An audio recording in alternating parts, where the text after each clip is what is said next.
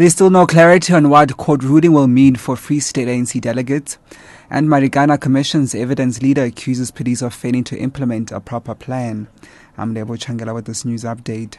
There's still no clarity on what the Constitutional Court ruling will mean for Free State delegates to the ANC 53rd Elective Conference. The court nullified the Free State Elective Conference and vowed to give reasons on Tuesday. Meanwhile, the ANC National Executive Committee will meet tomorrow. But ANC Secretary General Gwede Mantashe says all members who are sent to the conference by coordinating branch general meetings will be allowed to attend. The court order can give us a right to say you are a member of the ANC or not, in good standing or not. You have a right to go to a branch general meeting, exercise your right. If any of the people who took the ANC to court gets nominated by a coordinating BGM, to be a delegate to a conference, that person will be a delegate to a conference. If that person is not nominated by the coordinating BGM, he can, by virtue of a court order, be a delegate to a conference of the ANC. Mantashe says the party's 53rd National Conference will go ahead as planned. However, he says they will react accordingly to the judgment after receiving reasons given for that decision on Tuesday. Mantashe explains. The Constitutional Court is the final arbiter of dispute in society. We will comply with that judgment. If we must rerun the Conference of the Free State, we will rerun it. I think we have all the mechanisms and tools to rerun it if need be. I know you are all going to be asking, what does it mean for the National Conference? It means that the National Conference is going ahead, the Provincial Conference is nullified. That's all it means. And the reasons for the decision, we'll deal with the reasons when we receive them. We don't know now. Evidence leader at the Marikana Commission of Inquiry in Rustenburg in the Northwest, Advocate Jeff Lander, has accused the police of failing to implement a proper plan when dealing with linemen striking workers before the August 16 tragedy.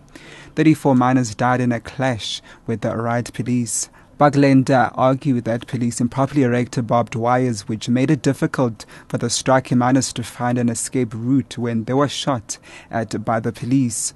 He was cross-examining head of police order policing, Brigadier Izafenia Mkhwanazi. The rolling out of the barbed wire was the trigger which led to the events which resulted in the shooting of a very large number of people. My comment will be difficult. You told us about the rule of situational appropriateness, which is that an intervention must not create an even bigger problem with an unacceptable outcome. Correct, sir. The deployment of the barbed wire resulted in a bigger problem with an outcome which is not acceptable, naming the shooting of a large number of people. I won't be able to say it is wrong or right.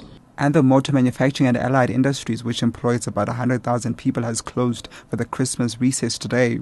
The industry has seen a year of solid sales growth, which saw employment numbers rising by nearly 4,000.